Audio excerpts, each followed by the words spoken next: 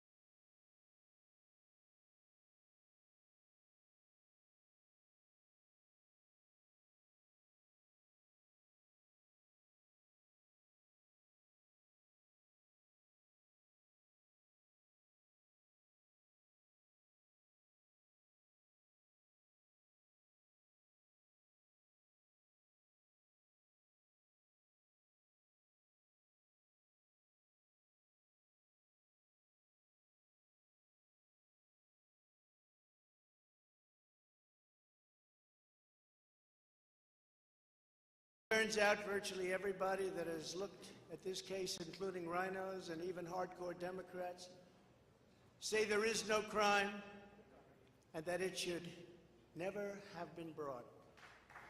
Never have been brought. Everybody. Even people that aren't big fans have said it. They said this is not the right thing to do. It's an insult to our country, as the world is already laughing at us for so many other reasons, like our open borders, our incompetent withdrawal from Afghanistan, where we left behind American citizens, $85 billion worth of the best military equipment in the world, lost 13 magnificent young lives, and far too many to mention that are so badly hurt with the loss of arms and legs and facial obliteration. The most embarrassing time in our country's history, in my opinion.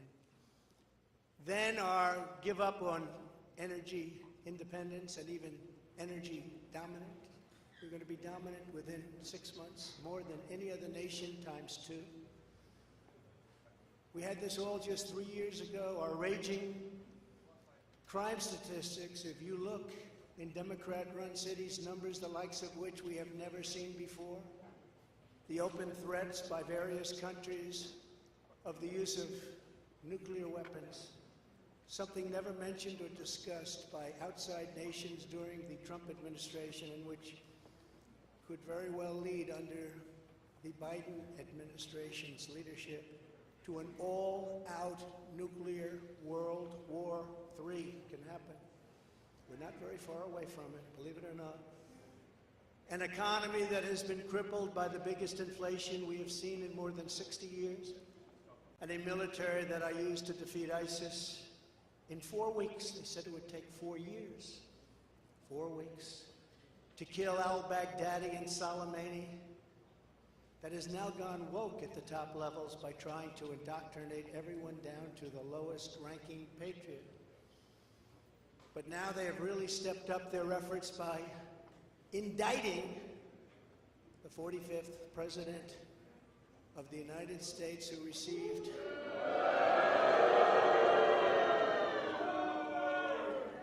75 million votes, which is more than any sitting president in the history of our country.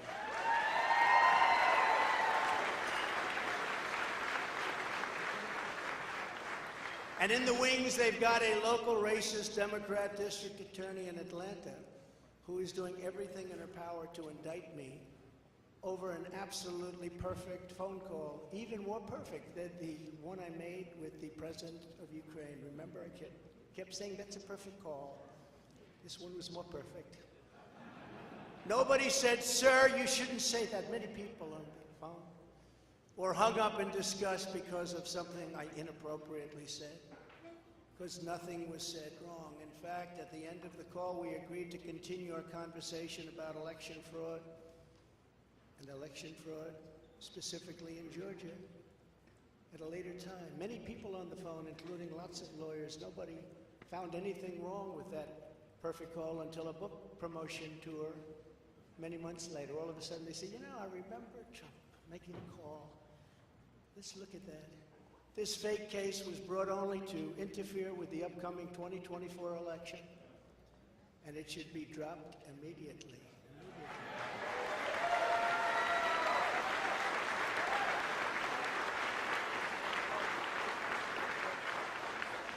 Then you have a radical left lunatic known as a bomb thrower who is harassing hundreds of my people day after day over the boxes hoax. You know, the boxes hoax, as we call it.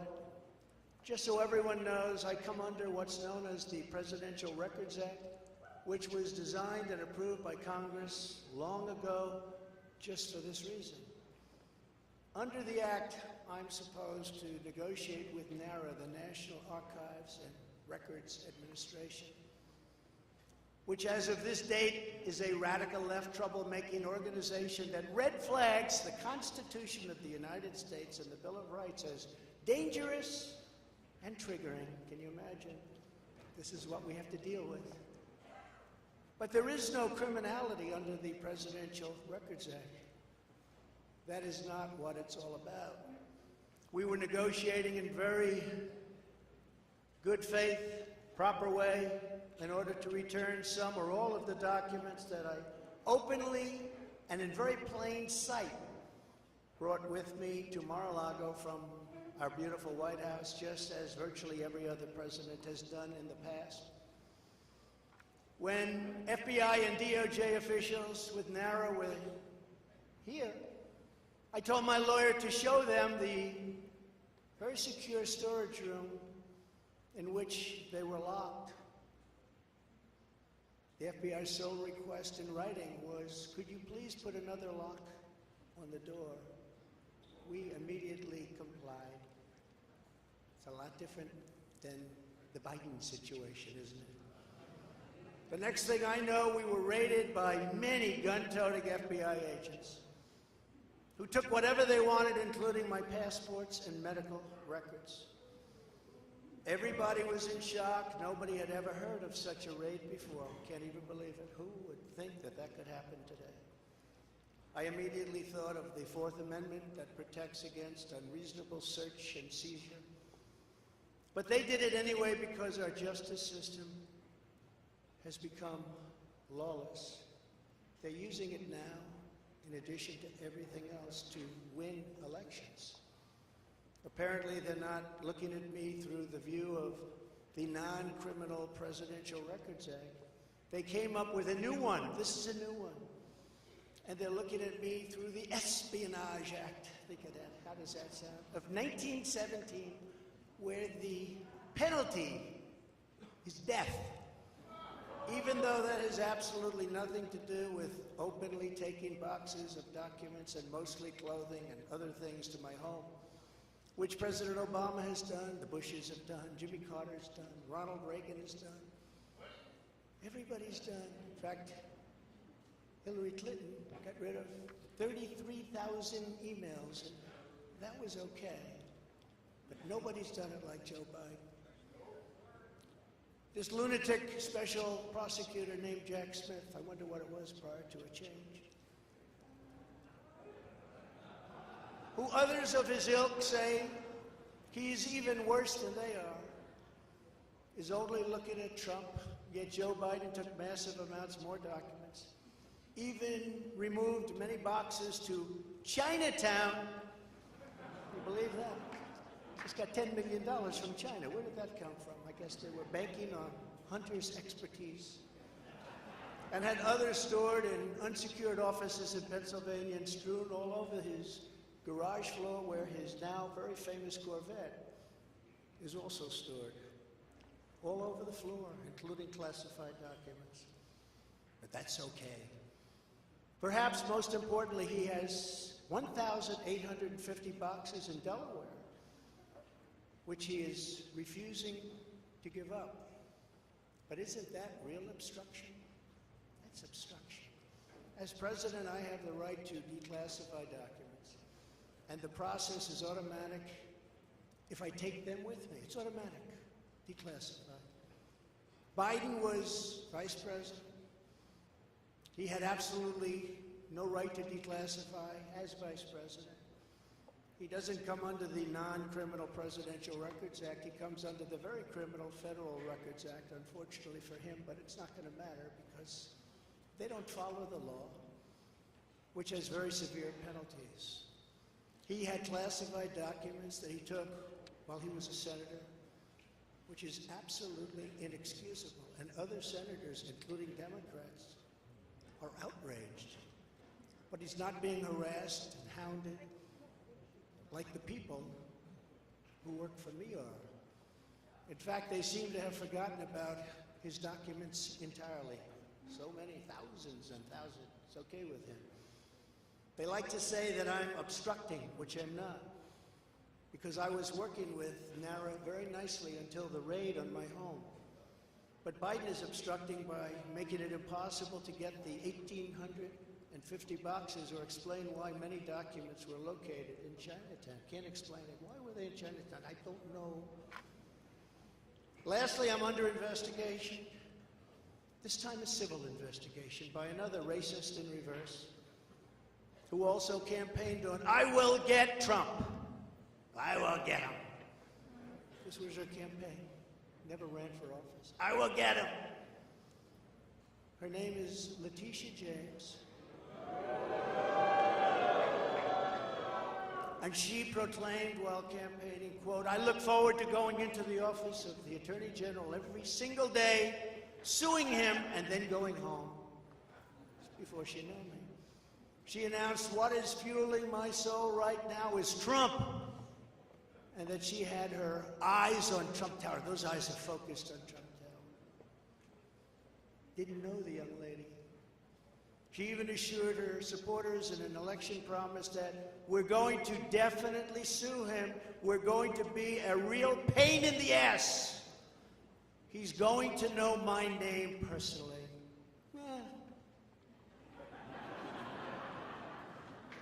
And then she claimed that I was an illegitimate president. Think of it. With all we did on energy, with all we did on the military, on taxes, biggest tax cuts in history, biggest regulation cuts in history, right to try, people able to get drugs now that aren't approved. Hopefully you don't have that problem. Letitia James vowed to use every area of the law to, quote, investigate President Trump and his business transactions. Those transactions are going to be investigated, she said. And that of her family and his family.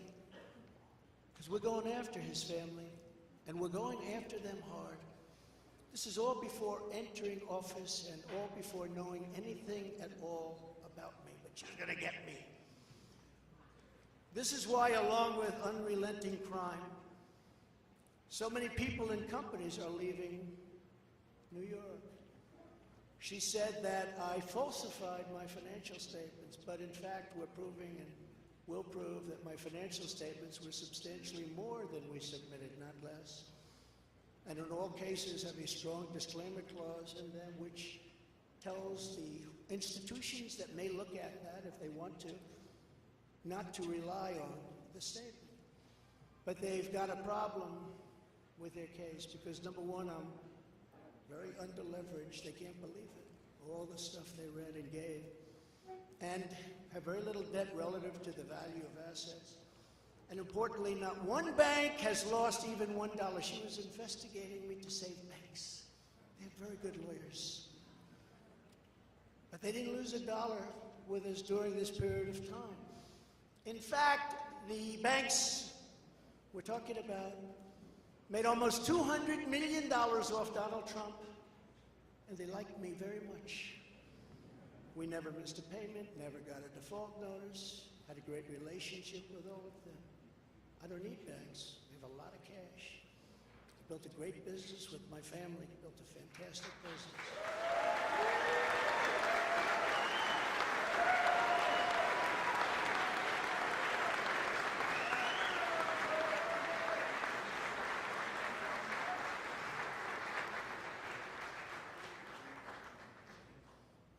I have a son here who's done a great job, and I have another son here who's done a great job.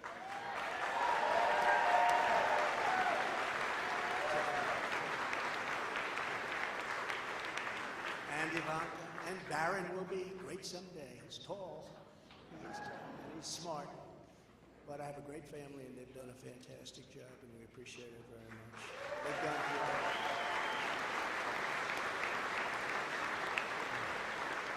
So she's suing me over banks that weren't defrauded, when she should be focused on violent crime that's driving people out of the state. This is a persecution, not an investigation. She's put our family through hell. It's cost hundreds of millions of dollars to defend, but our heads are held very, very high. They want to settle the case, but I want no part of that. So here we are now. It's where we were today, in a city that was so great just 4 or 5 years ago. But now we're there, spend time there today, as you possibly read, with a local failed district attorney charging a former president of the United States for the first time in history on a basis that every single pundit and legal analyst said, there is no case, there's no case. They kept saying, there's no case.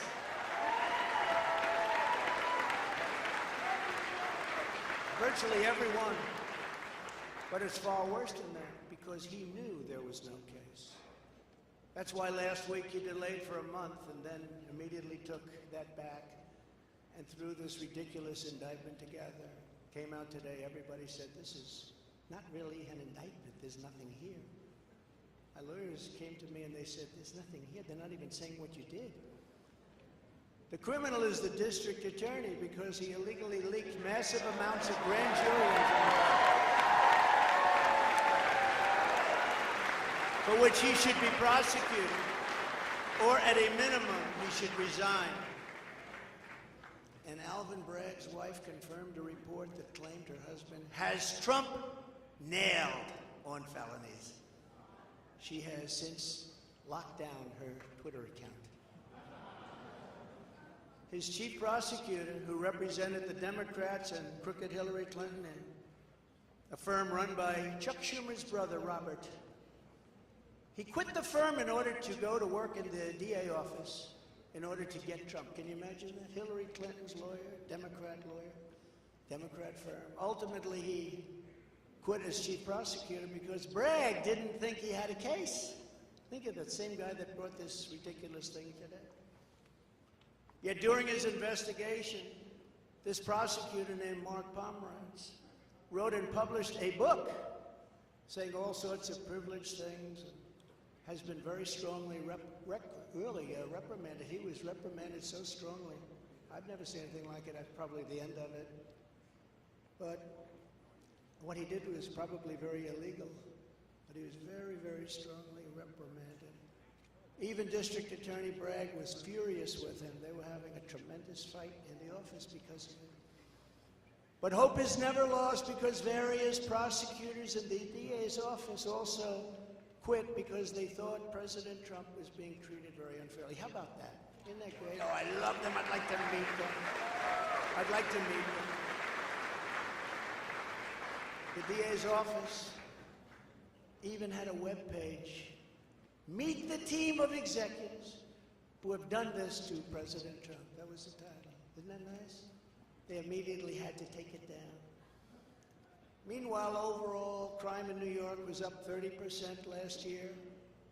Much more than that the year before, with felony assaults, robberies, and burglaries all up by massive, massive numbers. Not the same place that I know, not the same place that you know. And this is where we are right now. I have a Trump-hating judge with a Trump-hating wife and family whose daughter worked for Kamala Harris and now receives money from the Biden-Harris campaign, and a lot of it.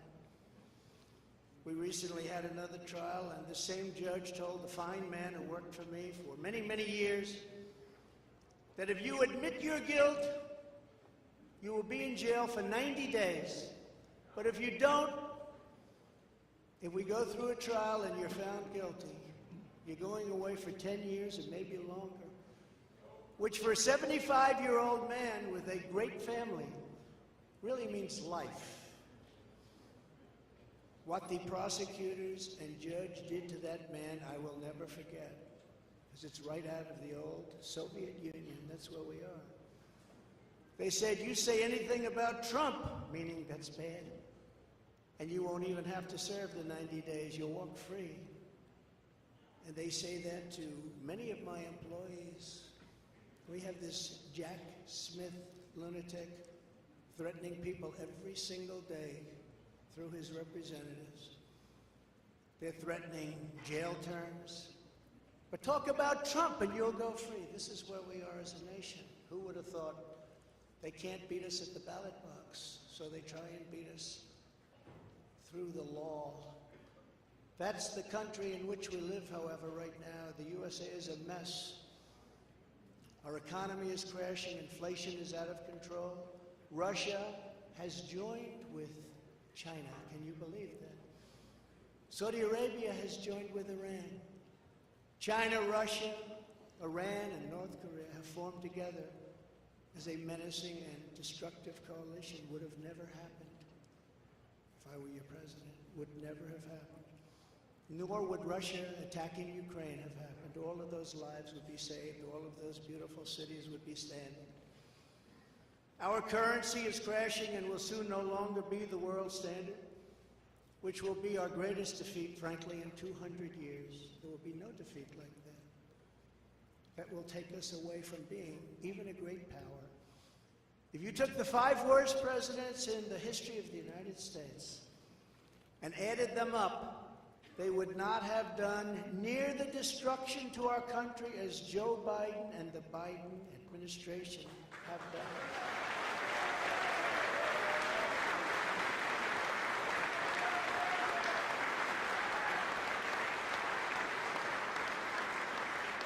Incredibly, we are now a failing nation.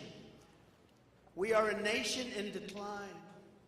And now these radical left lunatics want to interfere with our elections by using law enforcement. We can't let that happen.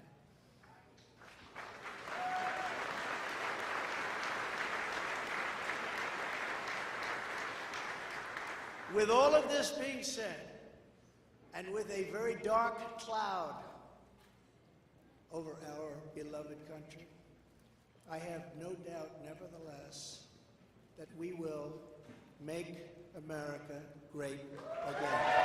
Thank you very much. God bless you, and God bless America. Thank you very much.